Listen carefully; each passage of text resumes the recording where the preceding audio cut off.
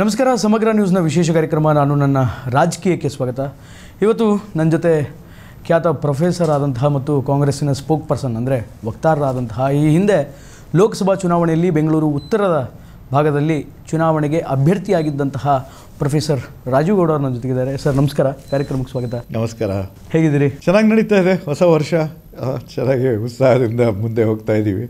Sir, being a professor ಆಗಿ well educated ಆಗಿ ಪಾಲಿಟಿಕ್ಸಿಗೆ ಬರಬೇಕು ಅನ್ನುವಂತಹ ಅಭಿಲಾಷೆ ಹುಟ್ಟಿದ್ದು, ಆಸೆ ಹುಟ್ಟಿದ್ದು ಯಾವಾಗ ಅಂತ? ಇದು ಒಂದು ದೊಡ್ಡ ಕತೆ. ನಾನು ಹುಟ್ಟು ಬೆಳೆದಿದ್ದು ಒಂದು ರಾಜಕಾರಣಿಯವರ ಕುಟುಂಬದಲ್ಲಿ, ಸ್ವಾತಂತ್ರ್ಯ ಹೋರಾಟಗಾರರ ಕುಟುಂಬದಲ್ಲಿ. ನಮ್ಮ ತಂದೆ ವಿ ವೆಂಕಟಪ್ಪನವರು ಅಸೆಂಬ್ಲಿ ಸ್ಪೀಕರ್ ಆಗಿದ್ದರು. ಅವರು 15ನೇ ವಯಸ್ಸಿಗೆ ಸ್ವಾತಂತ್ರ್ಯ ಹೋರಾಟದಲ್ಲಿ ಭಾಗವಹಿಸಿ ಜೈಲಿಗೆ ಹೋದವರು. ಅವ್ರಿಗೆ ಪ್ರೇರಣೆ ಕೊಟ್ಟಿದ್ದು ಅವ್ರ ಅಣ್ಣ ದಿವಂಗತ ವಿ ಕೃಷ್ಣಪ್ಪನವರು. ಅವರು ಕ್ವಿಟ್ ಇಂಡಿಯಾ ಮೂವ್ಮೆಂಟ್ನಲ್ಲಿ ಸ್ವಾತಂತ್ರ್ಯ ಹೋರಾಟಗಾರರಾಗಿ ಜೈಲಿಗೆಲ್ಲ ಹೋಗಿ, ಅದಾದಮೇಲೆ ಸ್ವಾತಂತ್ರ್ಯ ಬಂದಾದಮೇಲೆ ಅವರು ನೆಹರು ಅವರ ಸಂಪುಟದಲ್ಲಿ ಜೂನಿಯರ್ ಮಿನಿಸ್ಟರ್ ಆಗಿದ್ದರು. ನಮ್ಮ ಬೆಂಗಳೂರು ಡೈರಿ ಸ್ಥಾಪನೆ ಮಾಡಿದ್ದವರೇ. ಸೊ ಅವ್ರ ಜೊತೆ ನಮ್ಮ ತಂದೆನೂ ಬೆಳೆದು, ಸೊ ನಮ್ಮ ದೊಡ್ಡಪ್ಪ ಸೆಂಟ್ರಲ್ ಲೆವೆಲ್ನಲ್ಲಿ, ನಮ್ಮ ತಂದೆ ಸ್ಟೇಟ್ ಲೆವೆಲ್ನಲ್ಲಿ ರಾಜಕಾರಣಿಗಳಾಗಿದ್ದರು. ನಮ್ಮ ತಂದೆ ಎಸ್ ಎಂ ಕೃಷ್ಣ ಅವ್ರ ಕಾಲದಲ್ಲಿ ಅಸೆಂಬ್ಲಿ ಸ್ಪೀಕರ್ ಆಗಿದ್ದರು. ದೇವರಾಜ ಅರಸ್ ಅವ್ರ ಕಾಲದಲ್ಲಿ ಕೌನ್ಸಿಲ್ ಚೇರ್ಮನ್ನು ಆಗಿದ್ದರು. ಒಂದು 22 ವರ್ಷ ಶಾಸಕರಾಗಿದ್ದರು. ನಮ್ಮ ದೊಡ್ಡಪ್ಪ 6 ಸತಿ ಲೋಕಸಭೆಗೆ ಎಲೆಕ್ಟ್ ಆಗಿದ್ದರು, ಇನ್ಕ್ಲೂಡಿಂಗ್ ಫ್ರಮ್ ಬ್ಯಾಂಗ್ಳೂರ್ ನಾರ್ತ್. ಆವಾಗ ಹೊಸಕೋಟೆ ಅಂತ ಇತ್ತು, 2 ಸತಿ ಇಲ್ಲಿಂದನೂ ಎಲೆಕ್ಟ್ ಆಗಿದ್ದರು. ಸೊ ನಮ್ಮ ಮನೆ ಹೇಗಿತ್ತು ವಾತಾವರಣ ಅಂತಂದರೆ, ಈ ಸ್ವಾತಂತ್ರ್ಯ ಹೋರಾಟದ ಕಥೆಗಳು ಕೇಳಿಕೊಂಡು ನನಗೂ ಚಿಕ್ಕ ವಯಸ್ಸಿಂದನೇ ನಾನು ದೊಡ್ಡವನಾದಮೇಲೆ ದೇಶಕ್ಕೆ ಹೇಗೆ ಸೇವೆ ಮಾಡ್ಬೋದು ಅಂತ ಚಿಕ್ಕ ವಯಸ್ಸಿಂದನೇ ಆ ಥರ ಒಂದು ಯೋಚನೆ ಮಾಡಿಕೊಂಡು ಬೆಳೆದಿರೋನು.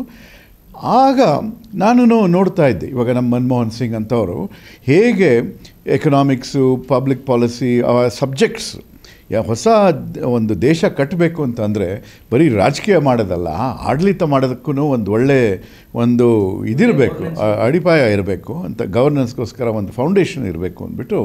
ಸೊ ನಾನು ಆ ಲೈನಿಂದ ಬಂದೆ. ನಾನು ಕಾಲೇಜ್ನಲ್ಲಿ ಸೆಂಟ್ ಜೋಸೆಫ್ಸ್ನಲ್ಲಿ ಸ್ಟೂಡೆಂಟ್ ಯೂನಿಯನ್ ಲೀಡರ್ ಆಗಿ ಎಲೆಕ್ಟ್ ಆಗಿದ್ದೆ.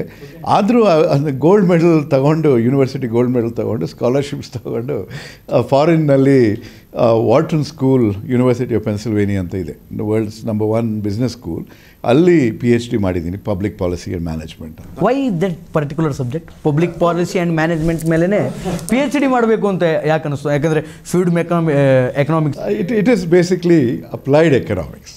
ಇದು ಪಾಲಿಟಿಕ್ಸ್, ಎಕನಾಮಿಕ್ಸ್ ಅಪ್ಲೈಡ್ ಟುಗೆದರ್. ಇವಾಗ ನೀವು ಎಕನಾಮಿಕ್ಸ್ನಲ್ಲಿ ನೀವು ಬರೀ ಎಕನಾಮಿಕ್ಸ್ ಇದು, ಹಾಗಾದರೆ ಎಕನಾಮಿಕ್ಸ್ ಮತ್ತು ರಾಜಕೀಯ ಒಂದೇ ನಾಣ್ಯದ 2 ಮುಖಗಳು? ಇಲ್ಲ, ಎಕನಾಮಿಕ್ಸ್ಗೆ ರಾಜಕೀಯ ಇಲ್ಲದೇ ಇದ್ದರೆ ಉಪಯೋಗ ಬರೋದಿಲ್ಲ.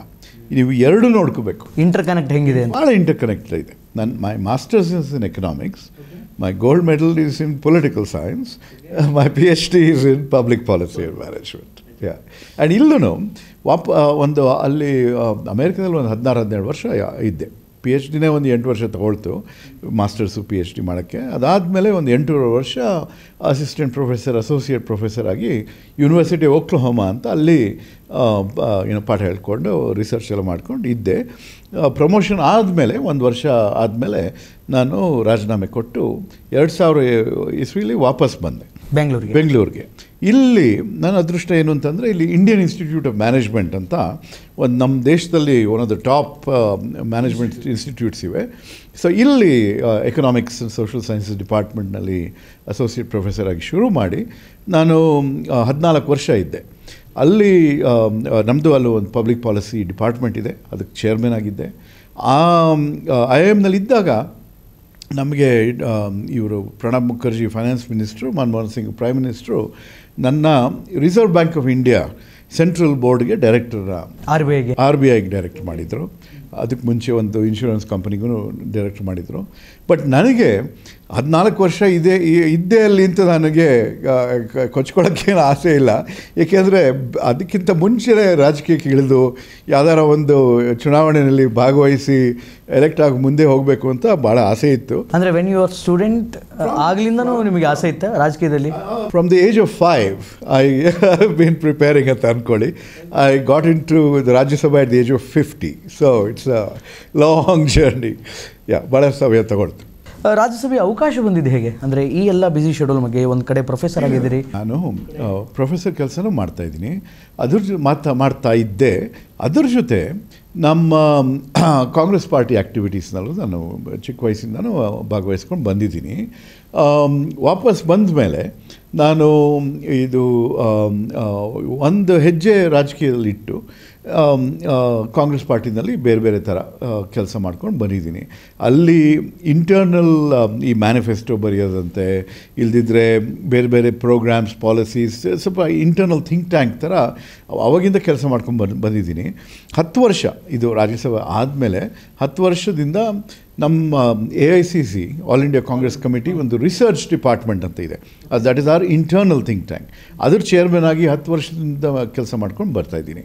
ಸೊ ನಮ್ಮ ಪಾರ್ಲಿಮೆಂಟ್ ಮೆಂಬರ್ಸ್ಗೆ ಇನ್ಪುಟ್ಸ್ ಕೊಡೋದು, ನಮ್ಮ ಬೇರೆ ಬೇರೆ ಚುನಾವಣೆಗೆ ಅಟ್ಯಾಕ್ ಡಾಕ್ಯುಮೆಂಟ್ಸ್ ತಯಾರು ಮಾಡೋದು ಎಲೆಕ್ಷನ್ಗಳಿಗೆ, ಮತ್ತು 2019 ಮ್ಯಾನಿಫೆಸ್ಟೋ ಇತ್ತಲ್ಲ, ನಮ್ಮ ನ್ಯಾಷನಲ್ ಮ್ಯಾನಿಫೆಸ್ಟೋ, ಆ ಕಮಿಟಿಗೆ ಚಿದಂಬರಂ ಅವರು ಚೇರ್ಮನು, ನಾನು ಕನ್ವೀನರ್.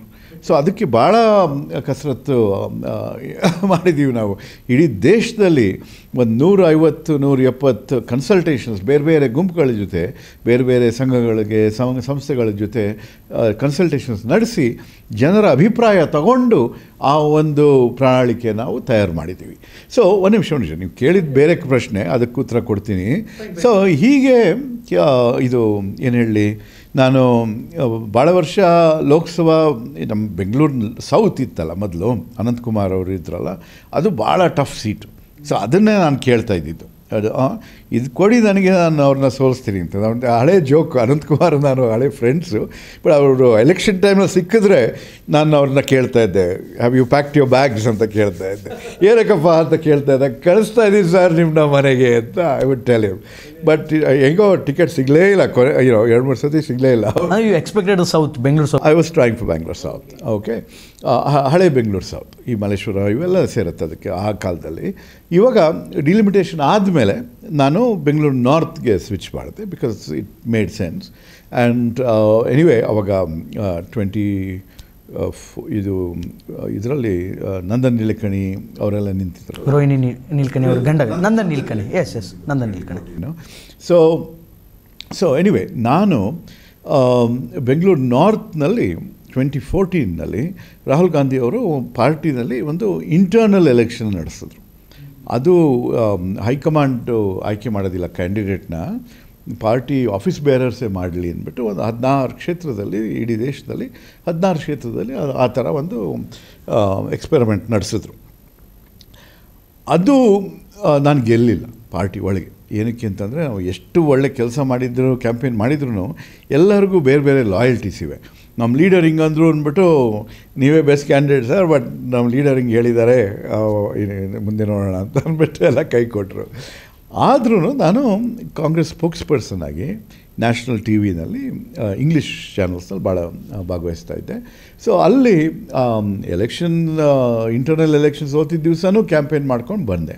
ಸೊ ಅದೇನಾಯಿತು ಅಂತಂದರೆ ಎಲೆಕ್ಷನ್ನು ಇದು ಅವಾಗ ಮೋದಿ ಅವರು ಭಾಳ ಜೋರಾಗಿ ಗೆದ್ಕೊಂಡು ಬಂದರು ಅಂತ. ಅದು ಜನರಲ್ ಎಲೆಕ್ಷನ್. ನನ್ನ ಪ್ರೈಮರಿ ಎಲೆಕ್ಷನ್ ಮಾರ್ಚ್ನಲ್ಲಿ ಇದ್ದಿದ್ದು, ಇದು ಮೇನಲ್ಲಿ ಇದು ಲೋಕಸಭಾ ಎಲೆಕ್ಷನ್ ರಿಸಲ್ಟ್ಸ್ ಬಂತು. ನಮ್ಮ ಕಾಂಗ್ರೆಸ್ ಪಾರ್ಟಿ ಅಧಿಕಾರದಲ್ಲಿ ಇದ್ದಿದ್ದ ಪಕ್ಷ ಏನೋ ಒಂದು 44 ಸೀಟ್ ಏನೋ ಬಂತು 2014ನಲ್ಲಿ. ಆ ಸಂದರ್ಭದಲ್ಲಿ ಇದು ರಾಜ್ಯಸಭೆ ಮತ್ತು ಲೆಜಿಸ್ಲೇಟಿವ್ ಕೌನ್ಸಿಲ್ ಸೀಟ್ಸ್ ಜೂನ್ನಲ್ಲಿ ಖಾಲಿ ಆಗ್ತಾಯಿತ್ತು. ಅದರಲ್ಲಿ ಒಂದು ಸೀಟು ಶ್ರೀ SM ಕೃಷ್ಣ ಅವ್ರದ್ದು. ಆವಾಗ ಅವ್ರಿಗೆ 82 ವಯಸ್ಸಾಗಿತ್ತು. ಸೊ ಆವಾಗ ಪಾರ್ಟಿ ಹೈಕಮಾಂಡು ಇವಾಗ ಹೊಸ ಜನಕ್ಕೆ ಒಂದು ಸ್ವಲ್ಪ ಅವಕಾಶ ಮಾಡಿಕೊಡೋಣ, ಪಾರ್ಟಿ ಇವಾಗ ಹೊಸದಾಗಿ ಕಟ್ಟಬೇಕು ಇವಾಗ ಅಂತಂದ್ಬಿಟ್ಟು, ಸೊ ನೆಕ್ಸ್ಟ್ ಜನ್ರೇಷನ್ ಯಾರನ್ನ ಹುಡುಕೋದು ಅಂತ ಅವಾಗ ಹುಡುಕಿದಾಗ ನನ್ನ ಆಯ್ಕೆ ಮಾಡಿದ್ರು. ಸೊ ಹಾಗೆ ನನಗೆ ಅವಕಾಶ ಮಾಡಿಕೊಟ್ರು. 6 ವರ್ಷ ಭಾಳ ಚೆನ್ನಾಗಿತ್ತು ನನಗೆ, ಒಂದು ರಿಸರ್ಚ್ ಡಿಪಾರ್ಟ್ಮೆಂಟ್ ಚೇರ್ಮನ್ ಆಗಿ, ಬಟ್ ಆಲ್ಸೋ ಪಾರ್ಲಿಮೆಂಟ್ನಲ್ಲಿ ಶೈನ್ ಆಗೋಕ್ಕೆ ಒಂದು ಅವಕಾಶ ಸಿಕ್ತು. ಸೊ ನನಗೆ it was a very good innings ಅಂತ ಅನ್ಬೋದು. ಅದೇನಾಯಿತು ಅಂತಂದರೆ, ಈ 6 ವರ್ಷ ಆದಾಗ ಮಿಸ್ಟರ್ ಖರ್ಗೆ ಅವ್ರಿಗೆ ಮೊದಲನೇ ಬಾರಿ ಅವರು 2019 ಎಲೆಕ್ಷನ್ನಲ್ಲಿ ಸೋಲ್ ನೋಡಿದ್ರು.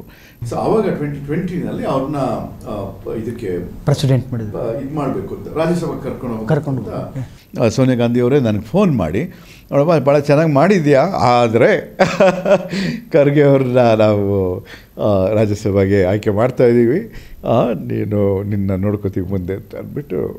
ಹಾಗೆ ಅದಕ್ಕೂ ಮುಂಚೆ ಆಪರ್ಚುನಿಟಿ ಬಂದಿತ್ತು ಇಲ್ಲ, 6 ವರ್ಷ ಆದಾಗ ಅವ್ರು ನನ್ನ ಜಾಗ ಖರ್ಗೆ ಅವ್ರಿಗೆ ಕೊಟ್ಟರು. ಅದಾದಮೇಲೆ ಇಲ್ಲೇ ಇವಾಗ ಲೋಕಸಭಾ ಎಲೆಕ್ಷನ್ನಲ್ಲಿ ಅಭ್ಯರ್ಥಿಯಾಗಿ ಆಯ್ಕೆ ಮಾಡಿದರು. ಅದಕ್ಕಿಂತ ಮುಂಚೆ 1 ವರ್ಷ ಇಲ್ಲಿ ಯೋಜನಾ ಆಯೋಗ ಅಂತ ಇದೆ, ಪ್ಲಾನಿಂಗ್ ಕಮಿಷನ್, ಅಲ್ಲಿ ನಾನು ವೈಸ್ ಚೇರ್ಮನ್ ಆಗಿ, CM is the chairman, vice chairman ಅಂದರೆ ಕ್ಯಾಬಿನೆಟ್ ರ್ಯಾಂಕ್ ಪೊಸಿಷನ್ನು, ಅಲ್ಲಿ ಆ್ಯಕ್ಚುಲಿ 9 ತಿಂಗಳು ಕೆಲಸ ಮಾಡಿದೆ. ಅದು ಎಲೆಕ್ಷನ್ ಟೈಮ್ನಲ್ಲಿ ಅದಕ್ಕೆ ಇದು ಸಲಹೆ ಬಂತು, ಇಲ್ಲ ರಾಜೀನಾಮೆ ಕೊಡಬೇಕಾಗುತ್ತೆ ಅಂತ. ಸೊ ಆಯಿತು, ಕೊಟ್ಬಿಟ್ಟು ಅದಾದಮೇಲೆ ನಿಂತಿದ್ದು, ಗೆಲ್ಲಿಲ್ಲ, ಆದರೆ ಮುಂದೆ ನೋಡೋಣ. ಸರ್, ಹತ್ತತ್ರ not 1 year or 2 years, 16 year, 16 ವರ್ಷ ನೀವು ಫಾರಿನಲ್ಲಿ ಇದ್ರಿ ಅಂತ ಹೇಳಿದ್ರಿ. ಅಲ್ಲಿನ ಪೊಲಿಟಿಕಲ್ ಸಿಸ್ಟಮ್, ಭಾರತದ ಪೊಲಿಟಿಕಲ್ ಸಿಸ್ಟಮ್, ಇವೆರಡರ ಮಧ್ಯೆ ವ್ಯತ್ಯಾಸ ಅಂತ ಅನ್ನಿಸ್ಲಿಲ್ವ? ಅಥವಾ ಆ ಇಂಟ್ರೆಸ್ಟ್ ಹಾಗೆ ಉಳ್ಕೊಂಡಿತ್ತ? ಇಂಡಿಯನ್ ಪಾಲಿಟಿಕ್ಸಿನ ಮೇಲೆ ಇರುವಂಥ ಇಂಟ್ರೆಸ್ಟ್ ಅಂದರೆ ಅಲ್ಲಿಯೇ ಪಾಲಿಟಿಕ್ಸನ್ನು ನೋಡಿದ ಮೇಲೂ ಕೂಡ ಇವಾಗ ಭಾಳ ಬದಲಾವಣೆ ಆಗಿದೆ. ಇವಾಗ ಭಾಳ ಜನ ಇಂಡಿಯನ್ ಆರಿಜಿನ್ ಜನ ಅಲ್ಲೇ ಸೆಟ್ಲ್ ಆಗಿ, ಅಲ್ಲೇ ಅಲ್ಲೇ ಸಿಟಿಸನ್ಶಿಪ್ಪನ್ನು ತಗೊಂಡು ಪಾರ್ಲಿಮೆಂಟ್ ನಿಂತು ಒಂದು ಸಮೋಸ ಕಾಕಸ್ ಅಂತ ಕರೀತಾರೆ, ಒಂದು 8-10 ಜನ ಗೆದ್ದಿದ್ದಾರೆ. ಇನ್ಫ್ಯಾಕ್ಟ್ ನಮ್ಮ ಬೆಂಗಳೂರಿನವರು ಒಬ್ಬರು ಇಲ್ಲಿ ನಮ್ಮ ಲೇಡಿ ಇದ್ದಾರೆ, ಅವ್ರ ಮಗಳು she is member of parliament in America. ಇಲ್ಲಿಂದ ಕನ್ನಡಿಗರು ಒಬ್ಬರು ಕ್ಯಾನಡಾನಲ್ಲಿ ಮೆಂಬರ್ ಆಫ್ ಪಾರ್ಲಿಮೆಂಟ್ ಇದ್ದಾರೆ, ಆರ್ಯ ಅಂತ. ಸೊ ಚಂದ್ರ ಆರ್ಯ ಅಂತ, ಆ ಥರ ಎಲ್ಲ ಇದ್ದಾರೆ. Pramila Jaipal is from Bangalore. So ಈ ಥರ ಇದ್ದಾರೆ. ಬಟ್ ನನಗೆ ಈ ಬೇರೆ ದೇಶಕ್ಕೆ ಹೋಗಿ ಕೆಲಸ ಮಾಡೋಕ್ಕೇನು ಆಸೆ ಇಲ್ಲ. ನಾವು ಹುಟ್ಟು ಬೆಳೆದಿರೋದು ನಮ್ಮ ದೇಶದ ಸ್ವಾತಂತ್ರ್ಯ ಹೋರಾಟಗಾರರ ಅಲ್ಲ, ನಾನು ಆ ರಾಜಕೀಯ ವ್ಯವಸ್ಥೆಯನ್ನು ನೋಡಿದ ಮೇಲೂ ಕೂಡ ಸ್ಟಿಲ್ ಭಾರತದ ರಾಜಕೀಯ ಪದ್ಧತಿ ಮೇಲೆ ಆಸಕ್ತಿ ಉಳಿದಿತ್ತ ಅಂತ. ಖಂಡಿತ. ನನಗೆ ಯಾವತ್ತೂ ಅಲ್ಲಿ ಹೋಗಿದ್ದು ಒಂದು 5-10 ವರ್ಷ ಇದ್ಬಿಟ್ಟು ಸ್ವಲ್ಪ ಸಂಪಾದನೆ ಮಾಡಿಕೊಂಡು ಬರೋಣ ಅಂತ ಒಂದು ಆಸೆ ಇಟ್ಕೊಂಡು ಹೋಗಿದ್ದು. ಬಟ್ ಏನು ಅಷ್ಟು ಸುಲಭವಾಗಿ ಮುಗಿಯೋದಿಲ್ವಲ್ಲ ಪ್ಲ್ಯಾನ್ಗಳು. PhDನೇ ಸಮಯ ತಗೊಳುತ್ತೆ. ಅದಾದಮೇಲೆ ಪಾಠ ಹೇಳ್ಕೊಂಡು ಅಲ್ಲಿ ಒಂದು ರಿಸರ್ಚ್ ವಾತಾವರಣ ಭಾಳ ಚೆನ್ನಾಗಿರುತ್ತೆ ನಮಗೆ. It's a very productive environment ಫಾರಿನಲ್ಲಿ ಈ ಗುಡ್ ಯೂನಿವರ್ಸಿಟೀಸ್ನಲ್ಲಿ. ಇಲ್ಲ IIMನಲ್ಲೂ ಇದೆ ಚೆನ್ನಾಗಿ. ಸೊ ನಾವು ಇವಾಗಲೂ ನಾನು ಪಾರ್ಟ್ ಟೈಮ್ ಗೆಸ್ಟ್ ಪ್ರೊಫೆಸರಾಗಿ ಪಾಠ ಹೇಳ್ಕೊಡ್ತೀನಿ. ಬಟ್ ಅದ್ರ ಮೇಲೆ ಪಬ್ಲಿಕೇಶನ್ಸ್ ಮಾಡ್ತಾಯಿರ್ತೀವಿ, ಮೀನಿಂಗ್ ರಿಸರ್ಚ್ ಆರ್ಟಿಕಲ್ಸ್ ಎಲ್ಲ ಬರೀತಾ ಇರ್ತೀವಿ, ನ್ಯೂಸ್ ಪೇಪರ್ಸ್ನಲ್ಲಿ ಒಪಿನಿಯನ್ ಪೀಸಸ್ ಬರೀತಾ ಇರ್ತೀವಿ. ಸೊ ಈ ಥರ ಒಂದು ಬೇರೆ ಲೆವೆಲ್ ಪ್ರೊಡಕ್ಟಿವಿಟಿ ಕಲ್ತು ನಾವು ಅಮೇರಿಕಾದಲ್ಲಿ. ಸೊ ಅಲ್ಲಿಂದ ಭಾಳ ಕಲಿಯೋದು ಇದೆ. ಆದರೂ ಇವಾಗ ನೋಡೋಕ್ಕೆ ಹೋದರೆ ಅದು ವೆರಿ ಡಿವೈಡೆಡ್ ಸೊಸೈಟಿ, ಏನೇನೋ ಹುಚ್ಚು ಸಿದ್ಧಾಂತಗಳೊಂದಿಗೆ ರಾಜಕೀಯ ಮಾಡ್ತಿದ್ದಾರೆ, ಏನೇನೋ ನಡೆಯುತ್ತಲ್ಲಿ. ಬಟ್ ಆ್ಯಂಡ್ ಅಲ್ಲೂ ಇಲ್ಲಿ ಹೇಗೆ ದುಡ್ಡಿನ ಹಾವಳಿ ಹೇಗಿದೆ, ಅಲ್ಲೂ ಭಾಳ ಪ್ರಭಾವ ಇದೆ, ಹಣದ ಪ್ರಭಾವ ಭಾಳ ಜಾಸ್ತಿ ಇದೆ. ಅಲ್ಲಿ ವ್ಯತ್ಯಾಸ ಏನು ಅಂತಂದರೆ ಅಲ್ಲೆಲ್ಲ ಓಪನ್ ಆ್ಯಂಡ್ ಲೀಗಲ್. ಇಲ್ಲಿ ಎಲ್ಲ underground and black. That is the challenge.